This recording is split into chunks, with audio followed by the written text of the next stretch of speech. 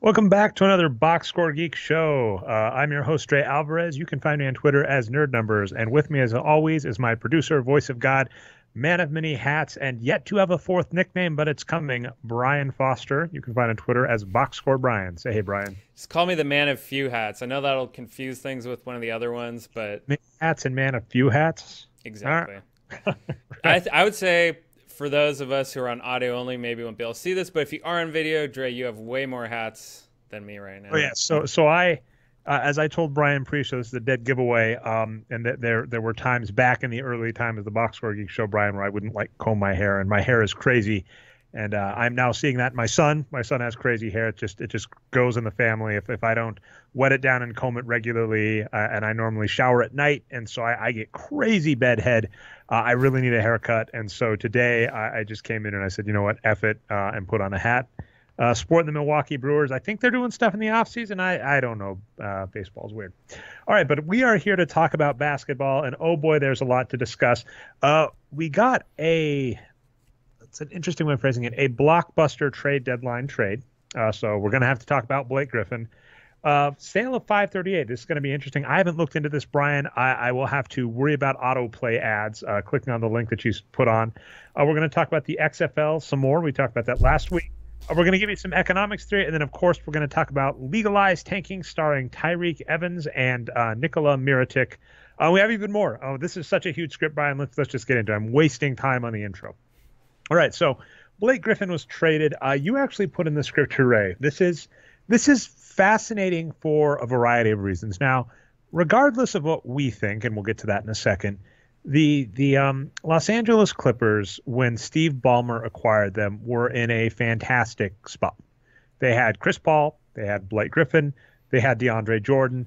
Now, your mileage may vary with conventional wisdom as to how good each of those players are, but I think both regular mainstream fans and advanced analytics fans alike could agree that those three players were very good. Now, the place we would fall, because we are not as much of a usage metric, using the wins produced metric around here, is that Blake Griffin was a good, not yet great player, but based on the age curve, we might expect some progression out of him. We think DeAndre Jordan is one of the best in the league.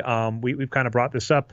All of these modern metrics that we may talk more really seem to fight with the fact that big men in the NBA just have an inherent advantage and are very important. That has been the history of the sport forever. And a lot of stats, instead of trying to deal with what the wins produced metric does, which is go position by position, they basically use shooting as a proxy, and so often don't put as much value in a big man that can score 60%, only taking close to the hoop shots and pulling down tons of rebounds. But, we love DeAndre Jordan for that. And then Chris Paul, he's one of these players. Him and Steph Curry have both had years like this, to that big point where they are a small player, they are a guard, that if you looked at their raw productivity, it looks like they are a center, which is nuts. So, Steve Ballmer inherits this amazing team, and it is just slowly falling apart in front of him. Last season, they won over 50 games, didn't get very far in the playoffs. Chris Paul leaves in the offseason for a trade. And we like Lou Williams, but, I haven't looked into this yet, Brian. I put a tweet out this week about this question.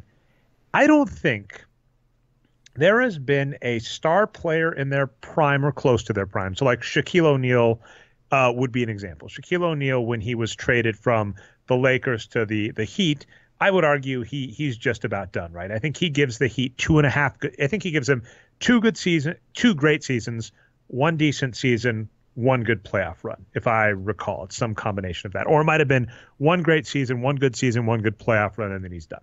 So, admittedly, when the Heat got Shaquille O'Neal, they didn't get Shaquille O'Neal for 4 or 5 seasons. I think they got him for 2 or 3. But I don't think there's been a trade of a star player where I really think the other team benefited. This is a really, really weird one to put in perspective.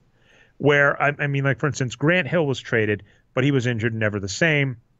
They got back Ben Wallace, but it is just really, really rare in the NBA for you to get equal value back for trading a star ever. And that includes the future pick model that I hate. Because one example people might throw out to you is Pau Gasol for Marc Gasol. Here's the reality. at his peak, at Marc Gasol's peak, he still did not touch how Pau Gasol played those 3-4 years for the Lakers. And they had to wait to get Marc Gasol's peak. So it's just one of those, trading away Chris Paul, there's no way that is never not, sorry for all the double negatives, that's always a mistake. If you have a star player for a year or two left on their deal, my opinion is always, unless a Ben Wallace situation falls into your lap, and I would argue that was Joe Dumars not knowing. All the data that we've come to looking at the Grant Hill, Ben Wallace trade essentially boils down to Grant Hill saying my contract's up and I'm not going to resign with you, same as LeBron James in the decision. Ben Wallace and I forget, there was another guy on the Magic. Both of them wanted to be on the Pistons. So it was really more of them saying, to make this work such that everybody's happy, meaning Grant Hill getting the contract he wants, meaning Orlando ending up with Grant Hill, and meaning that the Pistons didn't go away empty-handed, it was to make the numbers work. It wasn't actually a trade that was good. So I don't think you can trade a star player and win in the NBA. I don't think it's happened. I really need to look into that, but I cannot think of an example. Charles Barkley was traded from the Just thinking about that one. Now, what's fascinating about this trade, and was that for Jeff Hornacek? Yeah, Jeff Hornacek was involved and quite a few other players. Yep. What was fascinating is it was Jeff Hornacek who was a star-ish player, though not at Charles Barkley's level. Yep. Two young players that had looked really good on Philadelphia. So it actually kind of looked like a trade we might approve of, but here's what happened. Jeff Hornacek didn't play well in Philadelphia and then left as a free agent to Utah, where he played very well, and those two young players never amounted to anything. So that trade was interesting where, at least on paper, and I would actually put it very, very much into the same vein as the Kyrie Irving trade. Because on paper, here was our logic. We thought, and this is looking completely wrong this season, so is what it is. We thought Kyrie Irving for Jay Crowder on its own was a good trade for the reason that Jay Crowder, $6 million a year, productive player, not as productive as Kyrie Irving at his peak, but we thought Kyrie Irving's peak was a Kobe-level player, meaning a great number 2 to have on your team to win a title. He's not going to lead your team to a title, but he can help your team to a title, which, he already did. So we basically said, Jay Crowder's not as good as Kyrie Irving, but he's a fourth the cost. So now you get out of Kyrie Irving, and Kyrie Irving, admittedly, this was kind of funny until this injury that we might talk. Our thought was Kyrie Irving was kind of Chris Bosh-ish on that team, and that they already had LeBron James and Kevin Love. And that we already know there's already one ball. There's diminishing returns on scoring if you've got multiple great scorers. So we basically said Kevin Love needs the ball in his hand to be productive. Kyrie Irving is going to keep the ball out of Kevin Love and LeBron James's hand. So he's just not a good fit for that team, given that they already have, LeBron James and Kevin Love. And the question was, if you have LeBron James, Kevin Love, and Kyrie Irving, or back in like the Heat days, LeBron James, Dwayne Wade, and Chris Bosh, who's the odd man out?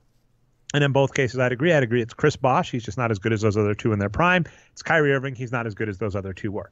So we basically said this is a good fit move. Now, the way it fell apart, of course, is they got back Isaiah Thomas. They didn't really have a good point guard. Isaiah Thomas was going to be out injured. We've noted that it's really, really hard to predict injury. But the rough part is Jay Crowder has just not even been even close to his average levels. He was a decent player in Dallas. He was a above average player in Boston. There was I thought he was on one other team. I could be wrong. But basically, Jay Crowder, we thought would be an average to above average player. He's been a below average player. So this trade for Kyrie now looks much worse because Kyrie looks much better in Boston. Jay Crowder looks much worse in Cleveland. But I put the Charles Barkley trade in that venue where on paper we might have said, it looks like a good trade. And then after the fact, we're like, oh, that did not work out well for Philadelphia in the case of Charles Barkley. And for Cleveland in the case of Kyrie Irving. I mean, they would have, at this point, it's kind of obvious, although we may have to give a pseudo apology. So basically, there are rumors, and Kyrie Irving is shooting them down, but that in the offseason, Kyrie said, I've been advised to have, I don't need surgery on my knee, but I've been advised I can have it. If you don't trade me, I'm going to get surgery on my knee and get shut down for the season. I haven't heard that one. That is the rumor. That's funny. And I don't know if it went that far, but the point being, if they thought we're almost out of time on LeBron James, and if Kyrie Irving's not going to play this season, we got to get something. And if that's the case, fine. But obviously, if that wasn't the case, if that's not true, they would have been better off just sticking all their eggs and keep Kyrie, Love, and Braun and try and get some decent players. That's where the Cleveland Cavaliers really mucked up this season. It's freaking Derrick Rose and Dwayne Wade. It's It is what it is. Okay. So anyway, but trading away Chris Paul for the Clippers was obviously a mistake. Now they've just lost Blake Griffin, who was their franchise player and is at least putting up mainstream conventional good stats. Now, here's where it's going to get fun. We're probably going to go to boxscoregeeks.com. I'm going to go to the teams tab and look at the Clippers. Brian, you can do the same or just listen to me talk about it, whatever you'd like. They're a 500-win team at the moment. And the reality is it really boils down to DeAndre Jordan and not much else. Well, they're a 500 winning percentage team. They're 25-25. Yeah. But so here's how it goes. DeAndre Jordan, great, amazing. We think he's MVP quality player, has put up almost 12 wins on his own. Lou Williams, we think, is a very, very good guard, 5 wins on his own. The next player is Montrezl Harrell, then Wesley Johnson, then Willie Reed, and then Blake Griffin, who we are going to argue, it's going to hurt me, is a below average player. Now, again, other tool we can promote on the show is the player comparison engine. You can just go there and type in Blake Griffin for the 2017-2018 season. Now, we'll notice he's above average on points. He's above average on defensive rebounds, but he is significantly below average on offensive rebounds. He's a really good passer, even when you factor in that he's above average on turnovers. Really below average on blocks, average for steals, above average, meaning he doesn't foul as much, but that's a good thing. But where we're really going to notice, and this is something, like I said, when we talk about metrics that kind of try and not account for position, most metrics, the metrics like PER, because they just do league average and stuff, aren't going to notice here's the problem. Blake Griffin shoots 55.3% true shooting. The average big, that's a 4 or 5 according to our automated metric this season, shoots 57.3%. So that means compared to an average big, Blake Griffin is actually costing you wins every time he shoots based on our numbers, which I know is a hard thing to think. Now, another kind of important factor, I'm going to go to Basketball Reference for this one. But if you look at the average team in the NBA this season, the average team's true shooting percentage is 55.3 for 0.6, not 0.3, 55.6%. Blake Griffin is shooting as well, essentially on his own, as somewhere between the Miami Heat and Boston Celtics. And this, I've tweeted this out before. My kind of general point is, if you're going to be happy about a player, and this might come up with Kristaps Porzingis in the future, if you're going to promote a player as a scorer, my minimal threshold is they have to be above average. And so, for instance, the season that Russell Westbrook won, averaging a triple-double for the season, he was exactly spot on, boom, league average as a scorer, and for a point guard, above average. So at the bare minimum, I could say, look at Russell Westbrook. He's not really hurting your team shooting. In fact, he's above average compared to a normal point guard, so he might be helping them out a little bit. And additionally, he's doing all this other stuff. But the problem that's the key point. Westbrook does all this rebounding and passing and everything. These other guys we're talking about here, Porzingis and Blake Griffin, they don't give you all that stuff to go along with their mediocre shooting. I don't know if I've talked about this. I subtweeted it a little this week. So Dean Oliver, after Russell Westbrook, or when it looked like Russell Westbrook was on pace to win the MVP, came out with a post that said Russell Westbrook is not the MVP, which was the most damn bizarre piece of reading I'd ever read, because I've actually read Basketball on Paper, which is, I've had that joke with you before, Brian. As I mentioned, I'm going to Sloan again this season, sure. And I was going to Sloan yearly a couple years back and have taken a few years off now. But I met Dean Oliver at Sloan one year, and someone ran up to him and said, she said, "I'm a huge fan of your work. I love your book." And then she paused, beat, and said, "Actually, I haven't finished it yet, but I've liked what I've read." And I feel that is so many people in the basketball community. All of us have Basketball on Paper on our shelf. Not many people have finished it, and I argue a very minute amount of people actually understand it. It's not a very easy to read book. There are some awesome parts, some great parts, but I mean, really it was kind of a cover letter out to NBA teams to get hired. You know, he was hired by the Seattle Supersonics and then by the Nuggets. So, you know, it worked, but admittedly, that's kind of how it worked. But he can't, in Basketball on Paper, if you read through it, he really defends Allen Iverson. There's a point where he says Statheads got upset when Allen Iverson won the MVP, but get over it, Allen Iverson was impressive. And this is only a couple years after, right? This was in the early it was like 2000s. 2006, I believe. Yeah. And so probably written 2003 plus, right? Because exactly. I think it took him over a year to write. But so here's the thing. When Allen Iverson won his MVP, his scoring percentage was league average. So when Russell Westbrook won his MVP, his scoring was league average, true shooting wise at least. Then Dean Oliver has a chapter on the usage curve, or they're called skill curves, and this idea is players basically any player taking 0 shots would shoot amazingly well, and then as you take more and more shots, you would expect and we don't agree with this. I want this clear. I'm explaining a theory, but I want to get better at saying just because I'm explaining a theory, not only is it not necessarily an endorsement, in this case, I say this theory is bullshit. But the idea of a skill curve is as a player takes more shots, their efficiency is going to go down because the defense focused on them more or whatever, or magical fucking unicorns. You got me cussing, Brian. The logic's about the same. But so that when you look at players like Allen Iverson, your justification for them, as you say, they're at this point on the skill curve. They're shooting, they're taking 30% usage, but if they took 20% usage, they'd be amazing. But the thing is, they have to take 30% usage to space the floor. We've heard this kind of narrative BS. So essentially they're saying this player is great because if they took fewer shots, they'd be great. And they're taking these more shots to help out their team, which, would work as an argument for me kind of if we didn't have players like Michael Jordan and LeBron James and Kevin Durant and Steph Curry, these players that shoot significantly above average or take high usage and still manage to be above average efficiency at it. But so that was the argument. So it was really bizarre to me that the person who basically wrote the book literally on the justifications you could use to give Russell Westbrook the MVP, even if you didn't think he deserved it. We basically, as we've kind of noted as we've gone on, Brian, my general stance has turned into the threshold, and then above that, who gives a damn?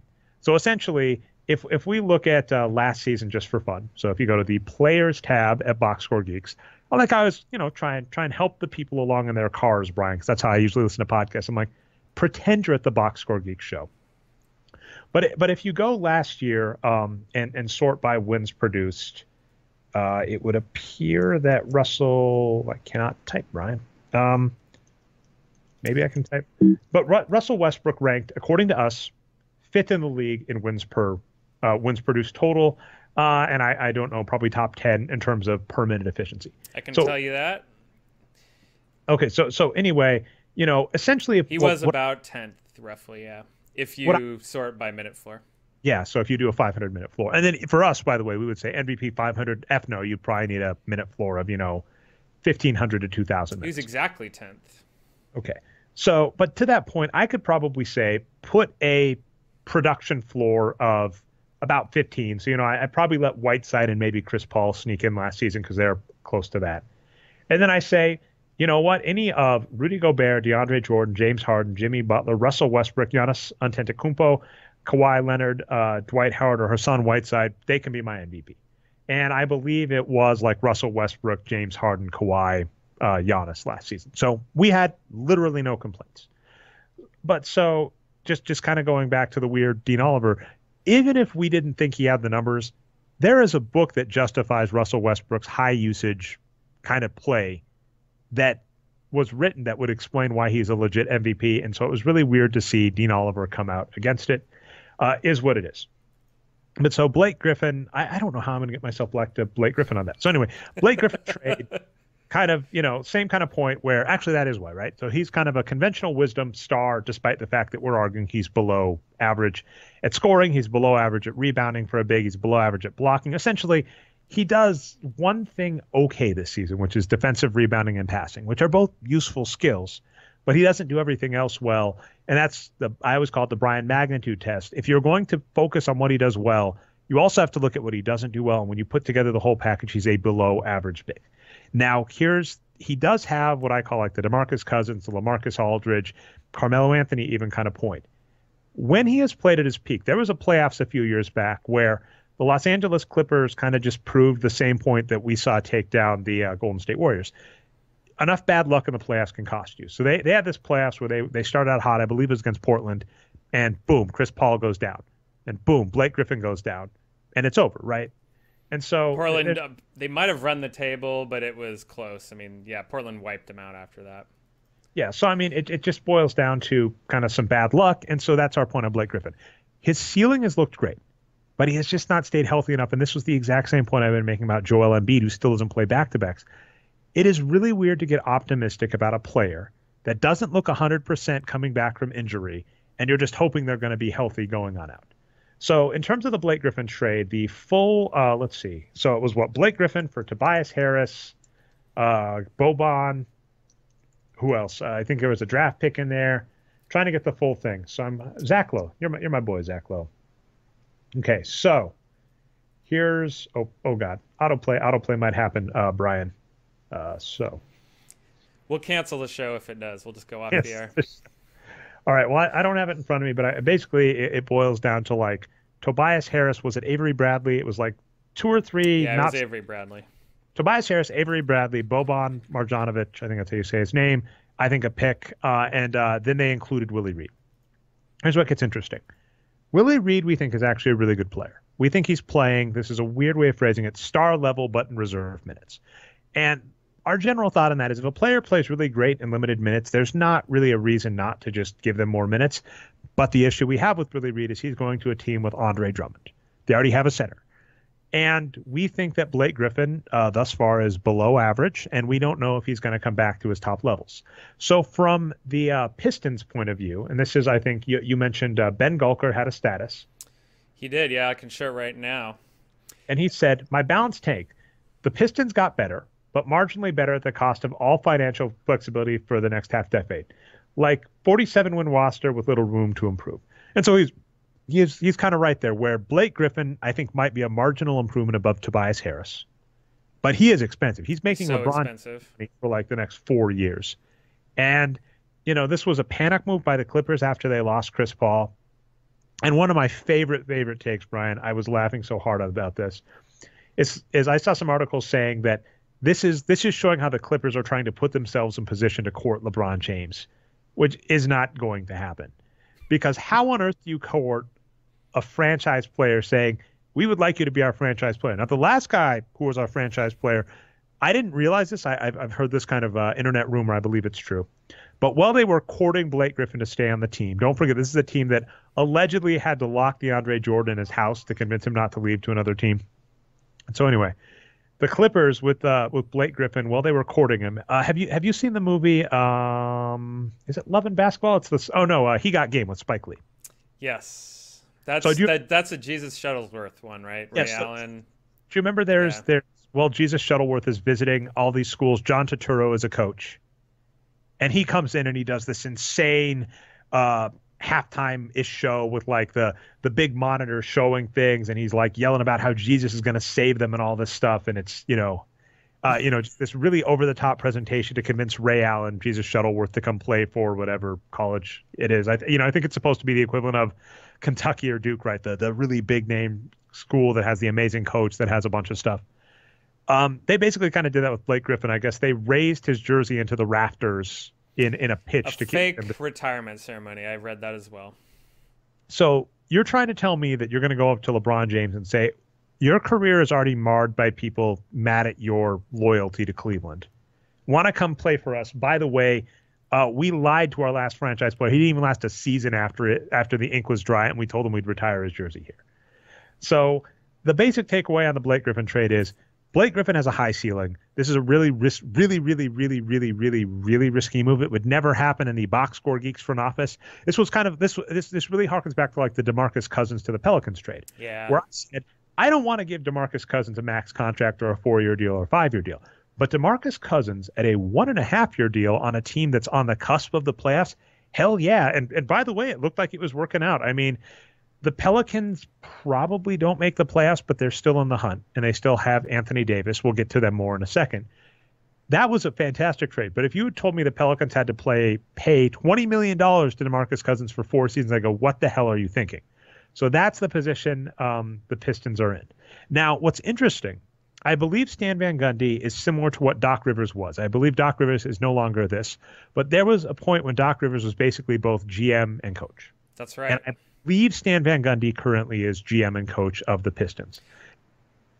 I was going to say, yeah, you're right. And I was going to say that I saw several pieces of, rumors and conjecture that this kind of Doc Rivers debacle in the last year or so is a good sign that, the emperor of the team model might be dead, and that Stan Van Gundy and the few others there are might be some of the last ones.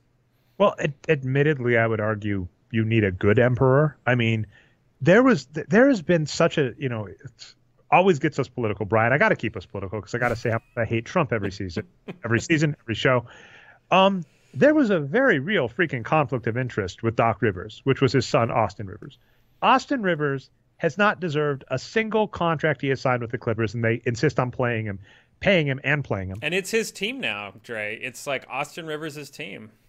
Yeah, and I mean, so the very obvious problem with Doc Rivers in charge of the Clippers is you go, hey, you keep giving your son money and minutes, and big names are walking through the door and leaving, and our stars are unhappy. What the hell are you doing? So to that kind of point, I don't think it's a problem to have your GM and coach is the same person, but it's the exact same point we always harken back to, which is most people don't know what is actually important in a player or a team for success. And so even teams that we think know what they're doing, we've seen them fall apart. This is always my Joe Dumars with the Pistons point. It's really, really hard to do this, I guess, for some people. For us, it's a lot easier. We go just sign productive players. That's step one. But to your point, I think this could very much end up in the venue of tanking, icing the kicker, all of these other, strategies. You gotta call a timeout for a last second play. All these other things that the data doesn't back up, but will just have teams getting cold feet. So you might be right. But back to that point, I think Stan Van Gundy might be in the point where, let's take a look real quick. I'm going to go to the Detroit Pistons and just look at how they've been doing for the last couple seasons. And so the Detroit Pistons haven't made it to the playoffs it'll be 2 seasons. If they miss it this year, it'll be 2. And they currently are not online to make the playoffs and have only made the playoffs 1 season with Stan Van Gundy. That was a 44-38 record. And they lost, they got swept in the first round by the Cleveland Cavaliers. So I think a big problem, and this does actually boil back down to why maybe the Emperor is a bad strategy. I think Stan Van Gundy is doing this move because he goes, if I don't make this move and we miss the playoffs, I might be fired. So I got to do something. And we've made this point about coaches that tinker with rosters. We've made this point about GMs that go for big splashy moves. In the NBA and lots of other fields, inaction is viewed as a problem. And so essentially what happens is they go, I got to do something. And so it's letting Stan Van Gundy make a very risky move. Now, it might pay off. I want to give our 2 cents there because I don't want in 3 seasons when Blake Griffin and Andre Drummond won back-to-back finals MVPs. I don't want people coming back and saying, you said the Blake Griffin to Detroit was a bad move. It's a very risky move. And the reason this move happened is because someone's job is on the hot seat. Yeah, and it's hard to tell with trades. I think what we do is the fairest way to do it, which is to outline kind of all the different possibilities that could happen to each team after the trade happens. Kind of think how likely we think each of those outcomes are, and then kind of add it all together and say, that didn't work out. So Cavaliers Boston is a great example. You were talking about that a little bit earlier. We thought that trade was great for the Cavaliers at the time. And, we went through it all, right? We said, well, Jay Crowder may be the best player out of those 3 next season. Turns out he's not. It's definitely Kyrie Irving. Thomas has not come back healthy. That's been probably the most negative scenario for the Cavaliers. And just go down the list, right? We don't need to regurgitate it all. And that said, I don't think it's been decided. I mean, Kyrie Irving could get hurt tomorrow, and then all of a sudden Thomas gets healthy again, and everyone's saying, this is a great trade for the Cavaliers, right? So be clear, so we didn't mention this. I don't think we managed to get this in. This really sucks. DeMarcus Cousins got injured and is out for the season. And we're not a fan of this because I tweeted this out too. As much as I appear a hater on Twitter, which I am, it's my MO, I guess, at this point. I never root for injuries. And I also argued injuries never prove anything. And actually, it drives me nuts how many people give credit to their preseason predictions because so much of the NBA's outcome in a given year is just which teams stay healthy, right? We've had plenty of years. There are lots of fun metrics, and this is actually a metric I'm a fan of, where you can just look for starters games lost or starters games played. So, basically you look at the teams like starting 5, their regular starting 5, and you count, right, in theory, if everything was good, that would be what, like 410, right? 5 starters, 82 games. You'd have 410 games of your starters playing every game. And there are teams, that lose like 100 to 200 games of their starters, right? Due to injury and stuff. And then the team underperforms and someone goes preseason and said, see, I told you Utah was going to suck this year. And you go, did you say Rudy Gobert was going to miss 20 games? Did you say, with Boston vastly outperforming, but did you say that Gordon Hayward wasn't going to play a minute and that Jason Tatum was going to be, the best rookie, probably better, he's better than Ben Simmons at this point. So it's kind of like so many people use outcome as their recency bias also. Yeah, exactly. But all I was just going to say on Blake Griffin is we just think that the scenario where he stays really healthy the next few years and he improves, and I actually disagree with you a little bit on the age curve. He's 28. He could still improve, but most players, once they're getting up on 30 usually don't. Maybe he does. Maybe he plays like he did. It was against the Spurs. He really has had a Joel Embiid-ish, Greg Oden-ish career, in that he has gotten injured, come back, it's taken him a while to get back, looks amazing, gets injured again, rinse and repeat. Yeah, and who knows? Like maybe that'll keep happening and maybe it won't, but it's happened a lot. And on top of that, even when he has been healthy, he hasn't put together enough of those good games to go against the bad games, right? Yeah, to our point, he's put together like an impressive playoffs run. He's put together like an impressive month or two in the NBA. But that's the problem is what you're kind of arguing about. By the way, are you a Black Mirror fan? I've not watched it at all, but I suspect I would like it. Goodness. What are you doing here, Brian? We're actually in the middle of a Black Mirror episode right now, Dre. You just don't know it. That's such a common trope, meme, whatever. Oh, is it? Oh, I don't watch the show, so I wouldn't know. Sorry. But everybody says like, well, I mean, they're if you watch, it's called Waldo. There's an episode that's very reminiscent of the Trump presidency, or at least the Trump election.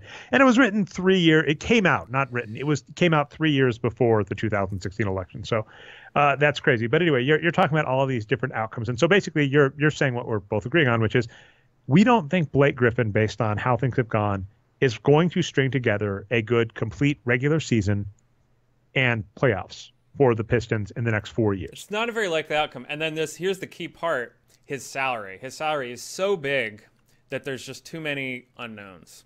And while we agree that Andre Drummond is paid what he's, it's underpaid, which is the fantastic part about. And he did make the All-Star game, which is nice. That was a good we did put that on the script. Restorative justice. Right before we started, we basically were saying, like, did we forget anything on the script? And I kind of noted we had so much already that even if we did, it didn't matter. But that is one. Andre Drummond, this is an interesting one. John Wall didn't make the playoffs, or not the playoffs, didn't make the All-Star game this year because he was injured.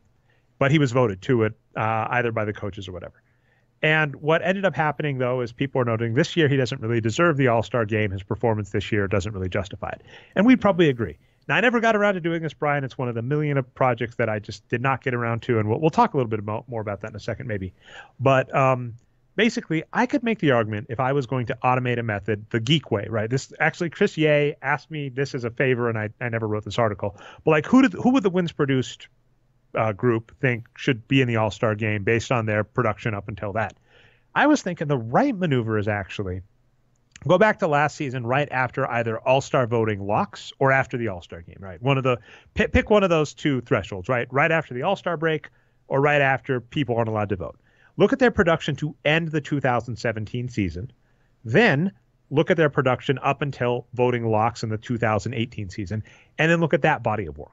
Because in theory, right, an All-Star, I have no complaints if someone gets into an All-Star based on how well they finished out last season, because you're allowed to vote on the All-Star game right at the start of the season. You're voting up until it. It's not like an election where you wait until 2 weeks before the All-Star game, tell everybody to place their votes. You're voting all the way through. It's a little weird to me because like rosters and coaches and roles change as the season break happens. But I'm just saying the point being, we wouldn't have said John Wall deserved All-Star game this year, but I'm thinking if you include his body of work to end out last season, I probably would have. For looking at the previous season, okay, that makes a lot of sense. Yeah, I agree. I agree. So wait a little bit of time. Yeah. So John Wall got injured and won't make the All-Star game. He was replaced by Andre Drummond, which we're a big fan of because we thought Andre Drummond was a big snub. We basically think Andre Drummond and Clint Capella are the two best players in their respective conferences.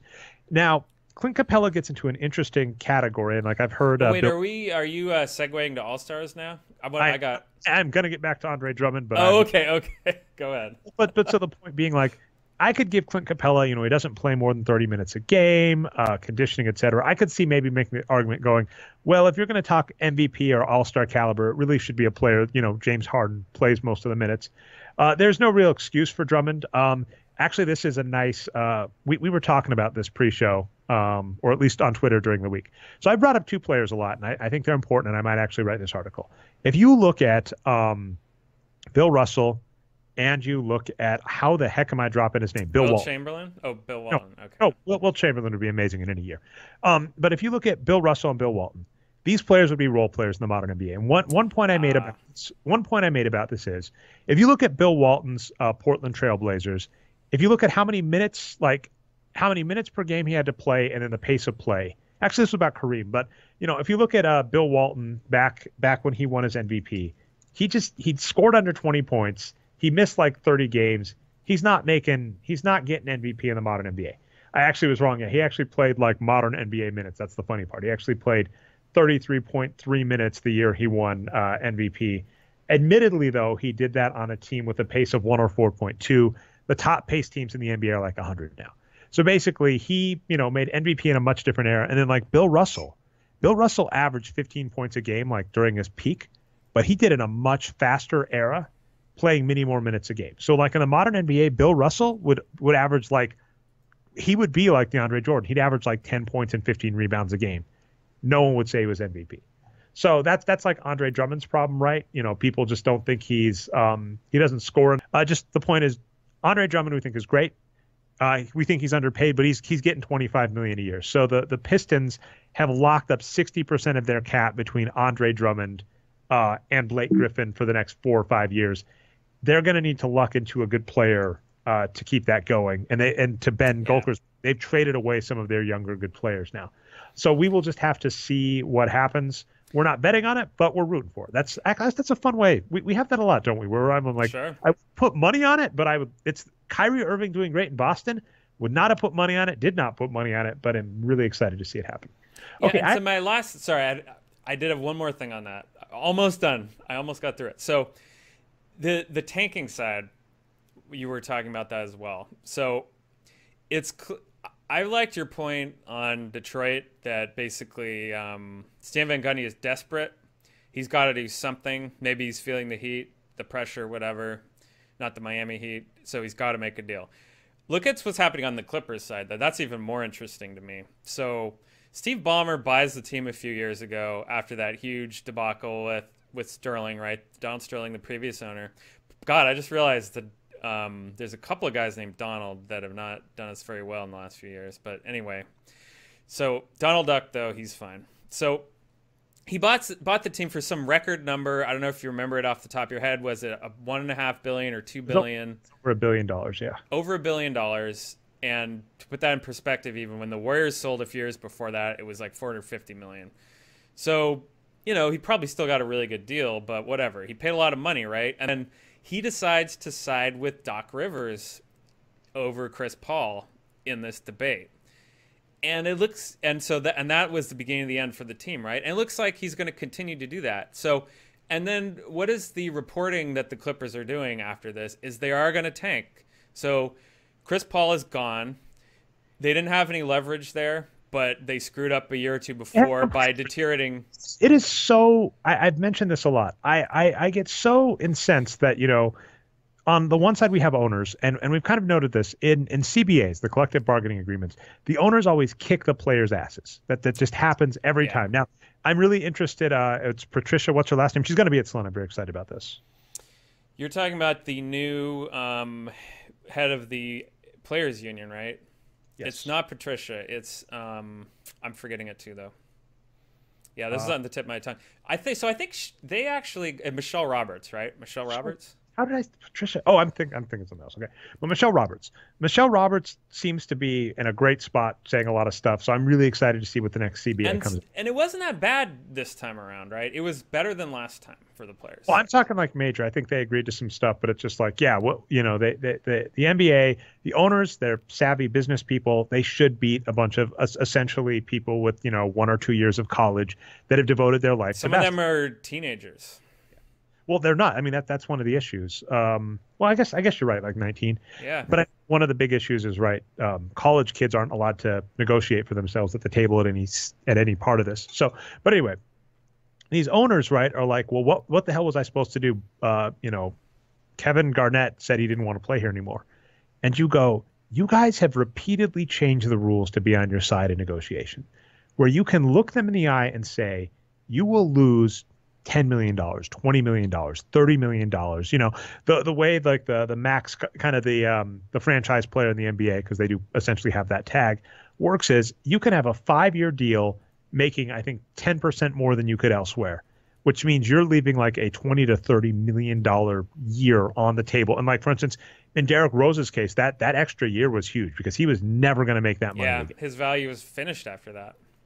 So, I mean, yeah, sure. He's bounced around for like what happened with the Cavaliers was the ideal circumstance for him. And it, failed, right? Where basically he got a min contract on a contender where if he played even reasonably well, he probably was due for another contract, but couldn't.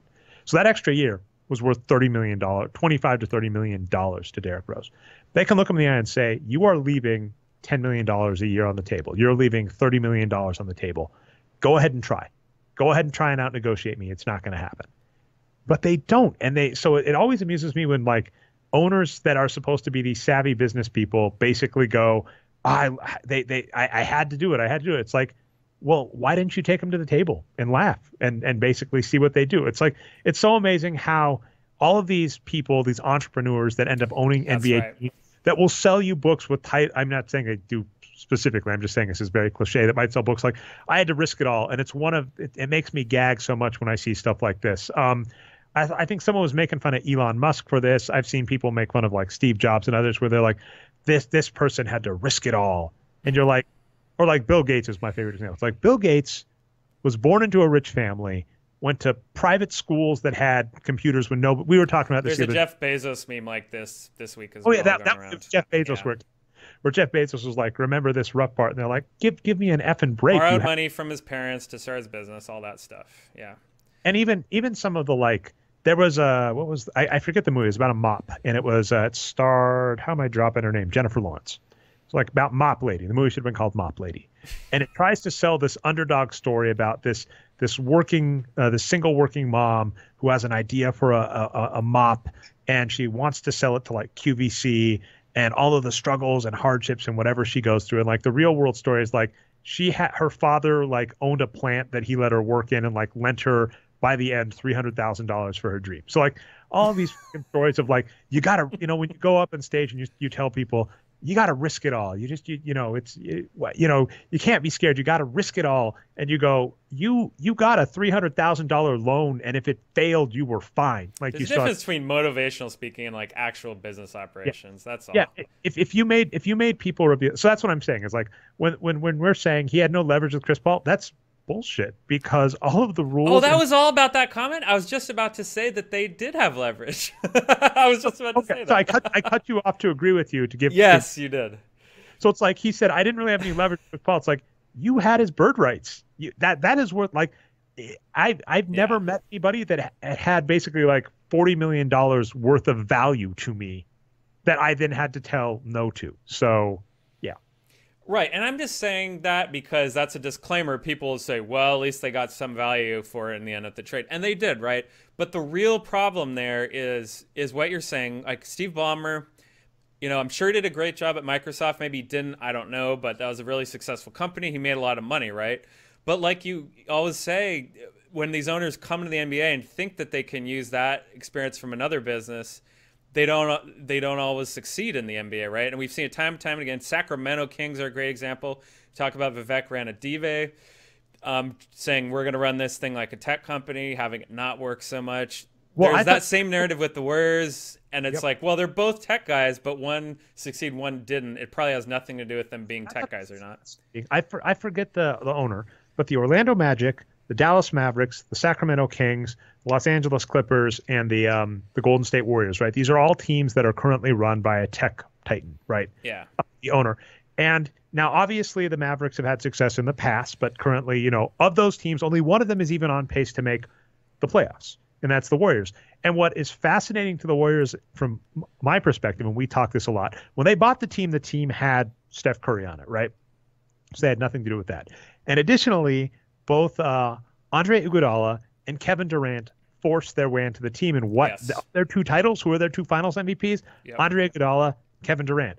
So, I mean, on the one hand, you can say smart ownership, and maybe their smart ownership attracted it. But in both cases, basically what we just said, right, about negotiations or whatever, these players ignored the standard places where they would have made the most money to force their way onto this team.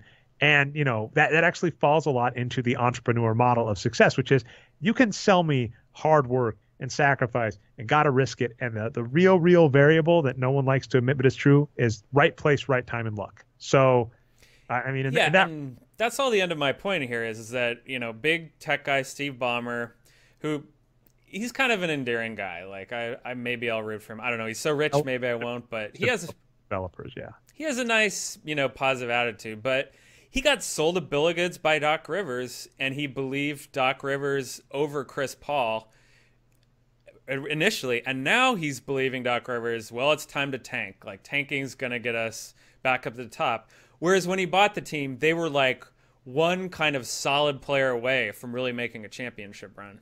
They weren't even one. They were just one. I mean, they were the Houston Rockets with Yao Ming and Tracy McGrady. They were one healthy season away from it. They had remember I believe they collapsed one year in the playoffs. They like lost a 3-1 lead or something, and then just had injury take them apart. So it's kind of like, Dre, let's make it even simpler. They've had two top 5 players, basically top 10 at worst, for the past few seasons. Like the Clippers, that's just ridiculous. Like you just have to put moderately productive players in with them, and you're going to do so well. And they didn't even figure that out. Well, I'll put in quotes, replacement level players. Okay, well, we spent on that. Anyway, that's I got all my stuff out on that. That's all I wanted to say. We're through one topic, and I think we've already spent our time. All right, let's just kind of do let's do lightning round to everything else. I'm really liking this site. I think I need to add them to my RSS feed. But awfulannouncing.com just notes that ESPN is looking to sell 538, which is interesting because very similar to the Blake Griffin's case. You know, Grantland, which produced some of my favorite stuff. I would put Grantland in my Box Score Geeks Hall of Fame for nothing else than 30 for 30. That was the most amazing project, and I to this day love those. But, you know, after they lost Grantland or shut Grantland down, they basically promised they weren't going to do that, but they're looking to sell 538. The article kind of claims they think it's too political. I think this is a fascinating take on ESPN's part, and something that Dave Barry has noted a lot when, like, Democrats argue with Republicans, which is when you're trying to appease an opponent or arguer that is just never going to be appeased, how that never works out for one side, right? And we've noticed this too. We're not going to have time to talk it this week, or at least not in depth. You know, I got into some comments about Kristaps Porzingis on my Twitter feed where someone's like, well, I like this metric, here's why. And I was like, well, that doesn't really work. And I tried to explain why. And they came back, well, I really like this metric. And, you know, basically they're like, I like this metric. I said, here's why that's wrong.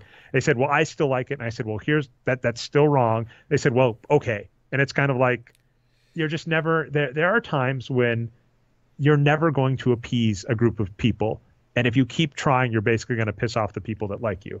And I feel ESPN is getting dangerously close to that territory because they keep collapsing on people saying you're being too political or too whatever, too social justice warrior-y.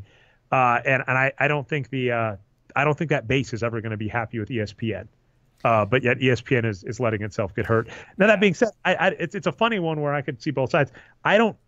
We've had lots of thoughts on 538. 538 and Nylon Calculus are two sites that are up there where they have some of the smartest people I've seen doing analytics work that I have great respect for. The reason it's hard is because it's a collaboration. What am I looking at? An amalgamation, a bunch of people together. It's also had some of the worst. And so, as a result, it's a mixed bag. That's 100% the term. That's right. Something for everyone. This is a weird rumor to me because 530. I mean, I'm sure Nate Silver is a left-wing guy, but 538 does not strike me as a very partisan political site. It just seems like here's a bunch of political polling data we're going to show you and analyze it, right? And then when 2018 comes around, it seems like they're going to get a lot of page views. Like, I don't know how they did in 2016, but I'm sure they did pretty well. So this seems like a weird business choice for me, especially what you're talking about, Dre. Yeah, I mean, people are always going to complain. So just go for the business side, right? And this seems like a weird business choice. Now, I'm just basing this off of what is actually said here. Like, who knows? Maybe this thing is like a giant, loss leader, and they have a lot of expensive salaries, and maybe 538's not doing very well, and this is like covering it up. I don't know, but it's tough to say. So yeah, I mean, and just on awful announcing overall, it has a site I like. I talk a lot about media criticism, and awful announcing is an interesting site. It's very similar to Deadspin, I would say, but a little more focused. It doesn't have all the different stuff Deadspin does. So yeah, I don't know a lot about the guys behind it, to be honest. They could be fraudulent, but it's been around a long time, and they have some stuff, good topics I like to read about. Had links from it 2 weeks in a row that we liked. The XFL, that's the Extreme Football Network, will relaunch by Vince McMahon, the owner of the WWE.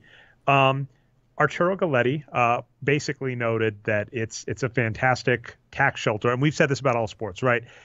We've talked with Dave Barry about this. When leagues come out and say we're losing money, you go, how the hell do you lose money when the laws are in place for you to basically report losses? Like, you're allowed to do that, right? So sports teams are a great way for people to, essentially for rich people to lower their taxes.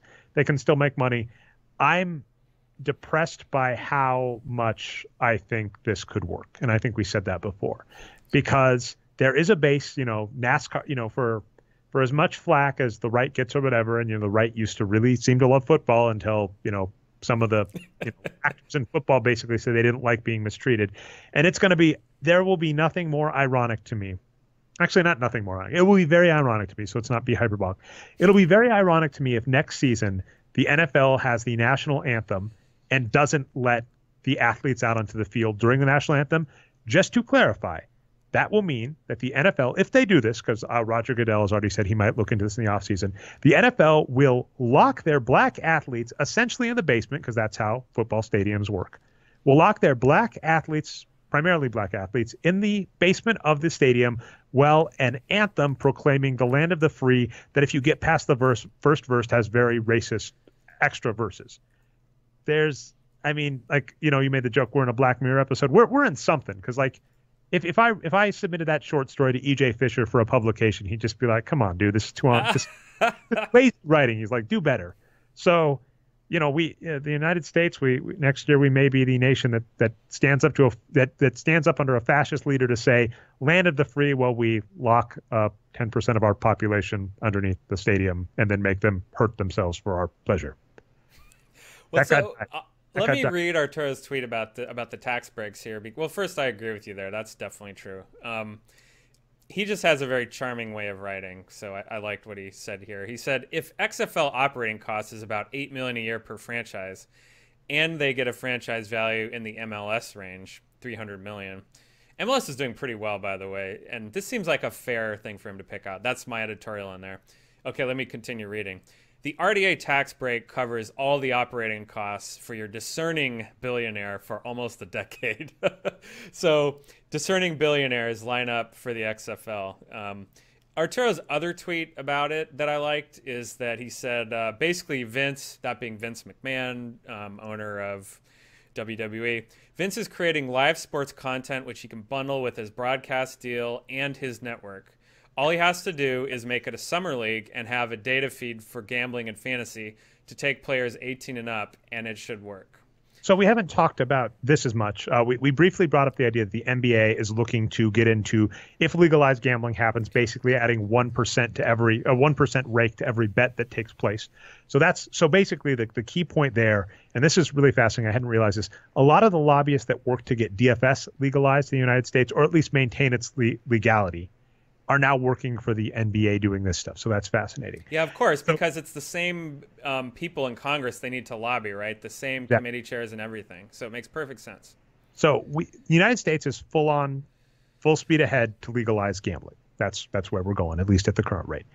To Arturo's point, the key thing that Vince McMahon already has, which is fascinating, is this WWE network that everybody thought was really confused by, because what the WWE network did at the time is he had a pay-per-view model, which is people would, pay once per view. It's pay-per-view I like it because it's a really well-named product. I like products where you say their title, you're like, that is exactly, I do not need, I've spent 3 paragraphs. I would like to view this. I will pay. Yeah. So I'm just saying, yeah, it is a well-named product because it is exactly what it is. Okay. So it was a pay-per-view model. So he basically said, instead of a pay-per-view model that was, usually $50 to $60 per household that viewed this, that would, they usually had 4 major ones per year. Now you only pay $10 a month to view all of them, as well as the other products. So it's kind of, it didn't take hard math to go, if this house was going to buy 2 a year, it was going to buy 3 a year, you're already losing money. But he has a distribution system. I actually really like the WWE network as a product, like just as a tool. I don't like the content. I canceled my subscription because I just cannot stand what's going on. I briefly have hope for the WWE. Shinsuke Nakamura won the Royal Rumble. Royal Rumble's not even on the menu, unfortunately. God, I'd love to talk about that too. I saw it. He's going to be fighting AJ Styles at WrestleMania. Ronda Rousey is back. They just had their first. So this is what's happened with me with the WWE before. The Royal Rumble pay-per-view sparked my interest enough that I'm like, I really want to see what's happening. I kind of want to watch WrestleMania. And that's happened before, and then I've tuned in and they've given the belt to Roman Reigns or Triple H, and I'm like, I'm out. So I'm reserving judgment. I may re-up if WrestleMania this year is good, I may re-up my subscription to the network. But that's the point. He has a distribution network that is fantastic. That at the time everybody was going, what the hell are you doing? You're taking guaranteed money and going to this network. But unlike we bashed the NBA forever for this, it's such a better product. And so if he gets some more sports on there, then like Arturo says, if he starts plugging into those markets, it's great. So it makes me depressed to think that the future of sports may be a very right-leaning person with though to be fair, wrestling has a very liberal base. It is odd, Brian. I don't even understand. But all that being said, I do think it's in a good spot going forward. Spent longer than I meant to on that for a lightning round. Fun article. I'm just going to call this a shout out. This is for the econ fans of the show. The Atlanta Falcons dropped prices and managed to make more money. If only this was like a chart in every single economics textbook. Like we kind of the very first chart on the very first page of the first book, Trey. Yeah. Yeah, the NFL teams still don't get it. And we mocked this too. We were saying this before, where I'm a curmudgeon about a lot of bad metrics. And it basically, when you talk to people about some of these metrics and the tests they do, you basically go, that's chapter 1 of regression analysis. You are using RPM or BPM or whatever, these metrics that use regression analysis, and you don't understand regression analysis. Why would I listen to you? So it's the same. Dave Barry, I think, is the one who passed this along to me first. And it's just amusing when someone's like, people are surprised by standard economic thing. Okay. I was thinking this might be the title of the show, though not just a bullet point. I was calling it Legalized Tanking. A very fascinating point is happening right now. Nikola Mirotic and Tyreke Evans are both on the trade block. And so both teams have said they're shut down until the end of the trade deadline. So either they're going to get traded or they're not going to be played until the trade deadline passes, which, by the way, admittedly, I'm actually on board with, because the NBA does have rules about trading players that are injured. One of the trades that would have changed NBA history was the Oklahoma City Thunder traded for Tyson Chandler, and then they didn't like his physical and were able to nix the trade because he wasn't healthy. You're not allowed to trade unhealthy players. How many titles would that have led to? That would have been nuts. At least finals, right? At least finals. But, okay, so anyway, they've said that, and I can't disagree with it. I call it legalized tanking because you've got these teams that aren't going to make the playoffs that are basically saying, we are not going to play our good players because we might trade them. And that's kind of a fascinating point. And I can't remember who said it. It's like someone just said this is unprecedented but weird. And I kind of put it up there with Sam Hinkie in the draft, where teams, as it goes forward, right, can just start tanking more wantonly near the trade deadline and say, we're not going to play these players because we might trade them, and then not trade them, and they come back, but you've lost 5 or 10 games. To the Nikola Mirotic point, this was fascinating to me, and I'm baffled that this didn't go through. The trade that was supposed to go through is they were going to trade Nikola Mirotic from the Chicago Bulls to the New Orleans Pelicans, large part because they lost DeMarcus Cousins, and for just a pick, I believe. What ended up happening is Nikola Mirotic signed a 1-in-1 deal. So 12.5 million a year for 2 years, but one is a team option. Now, because that second year is a team option, he's actually able to have a no trade clause. He's allowed to say, I'm not going to agree to a trade if he doesn't agree to it. So here's the weird situation, Brian. The Bulls tried to trade Mirotic to the Pelicans. They said, we don't want to sign your player option. If they sign his player option, meaning they agree to pay him $12.5 million a year next season, they can trade him. But New Orleans said, we don't want him for 2 years, so don't sign that option. Mirotic wisely goes, I'm not going to leave $12.5 million on the table. I'm not going to agree to this trade unless you pick up that option. It's baffling to me because, and we've had, this is a very Robert Covington territory, where in the past we've said Nikola Mirotic is a below average player, but this season is a great player. The metaphor I made, which isn't 100% spot on, is I said Mirotic is the player people think Porzingis is. Namely, he is a stretch four that can shoot really, really well and is above average. Kristaps Porzingis can block really well and does nothing else well. And bullshit if people are telling me that they like Porzingis because he can block well. That fun chart you showed last week about All-Stars, it's because he scores 20 points a game to do it well. So anyway, and so Nikola Mirotic, I don't see why $12.5 million a year for this guy is a problem, especially since it's only 2 years, and who knows what's going to happen to DeMarcus Cousins. So I'm baffled by this, but it's just an interesting development and an already interesting year for a guy that got in a fight and got his jaw broken and is now playing better than we'd expect.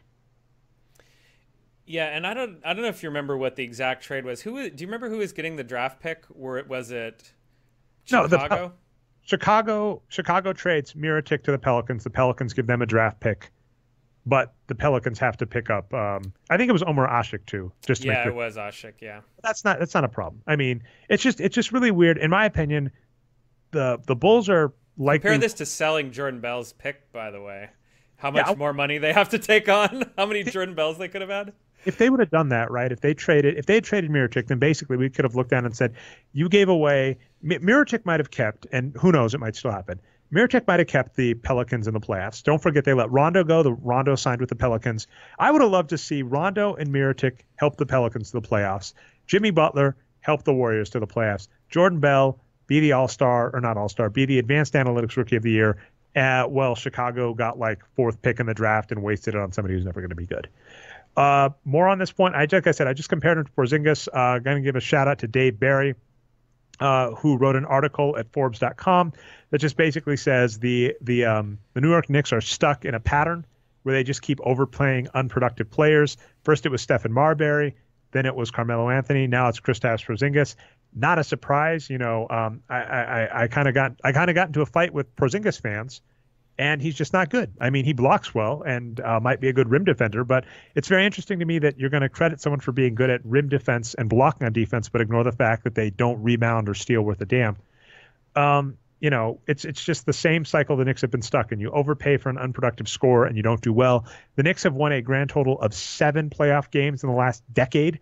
Admittedly, 6 of those were thanks to Jason Kidd and Tyson Chandler, who, also helped the Dallas Mavericks to a title. They've only, they haven't made the playoffs in 5 years. So it's kind of like, it's bizarre to see fans so gung-ho to defend their players when their team sucks. It's odd.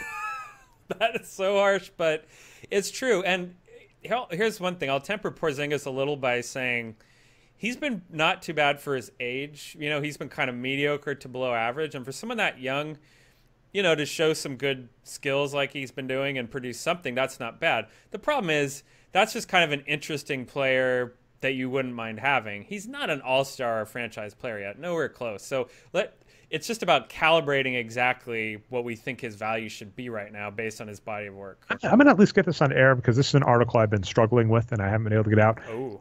There is a common metric problem, and I call it like the 3-metric problem. Because when you look at a metric, there are 3 questions you can ask. What happened? What could have happened? What will happen?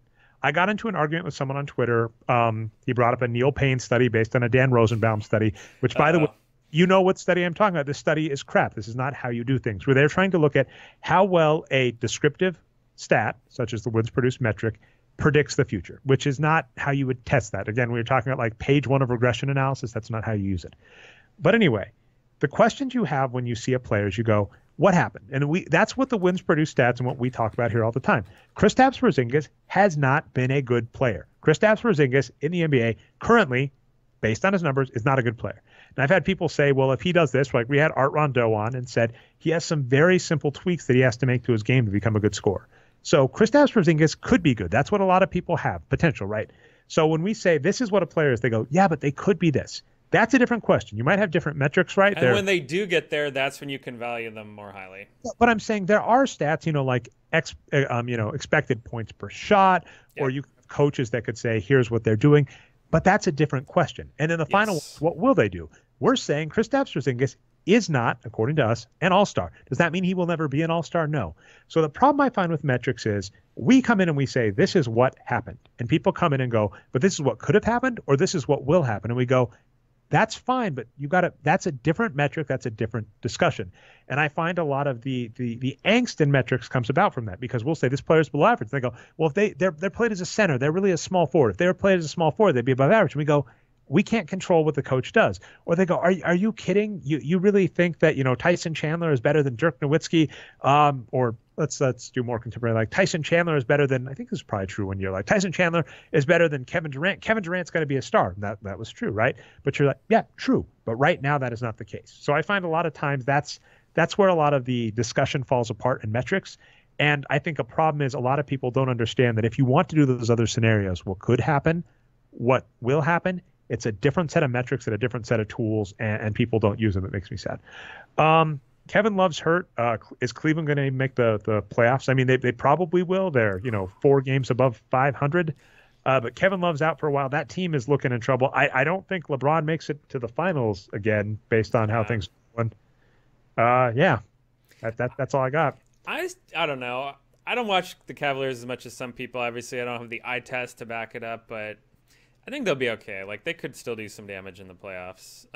If Kevin Love comes back healthy. Yeah, that's true. Without Kevin Love, they're not going anywhere. That's totally true. Just a shout out to myself. Check out, I have some fun MVPs trivia on my Twitter feed. So here are some of the questions. There are 4 former NBA MVPs, and this has happened 5 times, that have retired and come back and played. Can you name them? And there's only been one team in history. This is the question that started. This was about the Rockets. I'll get back to that in a second. There's only been one team in NBA history that has had 4 players that won the MVP playing on it at the same time. Can you name it? It's on my Twitter feed, so you can find it. It's Nerd Numbers. And then the question that I had asked is, if James Harden wins the MVP, that's going to mean that the Oklahoma City Thunder had 3 MVP players playing for them at the same time. How often does that happen? And the answer is there are 2 franchises that happens with. One of the cheat code names, Brian, is Bob McAdoo. Bob McAdoo makes that really possible. He played a lot of good teams. Don't have much else to say on Jason Kidd. You said Jason Kidd defense. We'll just give it as a shout out. Maybe I'll throw it out from 538. As mentioned again, I will be at Sloan this year. If you're going to be at Sloan, come say hi. I'll probably try and produce some more content. Last note, I'm going to start blogging at nerdnumbers.com again. Largely, there's a very simple reason. WordPress versus build your own. We built our own blogging software for boxscoregeeks.com. A lot of the stuff to do, scheduling, adding images, all this is so much easier with WordPress. There are ways to put them together, but they are both costly and time consuming. I have an out-of-the-box WordPress account. I'm probably going to start using that more, which will probably help me produce some more content, because there have been times that I've started a piece and didn't because I couldn't get a chart up or something. I will try to, at boxscoregeeks.com, leave a link that lets people know when I have posted at Nerd Numbers. So the goal is, as you know, our production on tools stalls intermittently. So I'm going to try and keep producing tools for the Box Score Geeks. We'll see what happens there. And then blogging at Nerd Numbers. I figured I'd just let that out. I'm not even going to do any shout outs, Brian. I'll let you get the last word and I'll let us get out of here. Let's see. Do I have a shout out? Actually a quick esports shout out. We were talking about, WWE Network earlier. It's a big platform, so they're looking for content. Twitch is the same way. They're adding NBA content, and other stuff. And however, they had their biggest esports concurrent viewership ever this past weekend for Counter-Strike Boston Major, and it was won by Cloud9, an American team, first ever American team to win a major. I guess there is some weird political stuff chanting in the crowd, but that's fine. It was I don't watch Counter-Strike at all, and it was one of the most exciting things I've ever seen. Amazing finals, and over 1 million people watched it. So yeah. Okay, add that link to the show notes if you want it to show up anywhere. And that'll be our show. This has been the Box Score Geek Show. If you find us not through the site, you can find us at boxscoregeeks.com for the tools, nerdnumbers.com for the blog posts. I've been your host, Dre Alvarez. You can find me on Twitter as nerdnumbers. Co-host, producer, voice of God, man of many hats, Brian Foster. You can find on Twitter as Box Score Brian. Not with us this week, but usually with us in spirit is our co-host, Patrick Mint. You can find on Twitter as NBA Geek. We go live every week, usually 9:30 p.m. Eastern Standard Time, usually Tuesday or Wednesday. We've been sticking to that, Brian. I'm so proud of that. Twitch.tv/nerd numbers. We do that a little longer. I might actually start saying it on the Twitter feed and stuff again, Brian. You can find the recaps on channel Nerd Numbers on YouTube. Find us on iTunes and Stitcher. I think I already said that, the Box Score Geek Show. With that, that's been our show, and we will see you next week.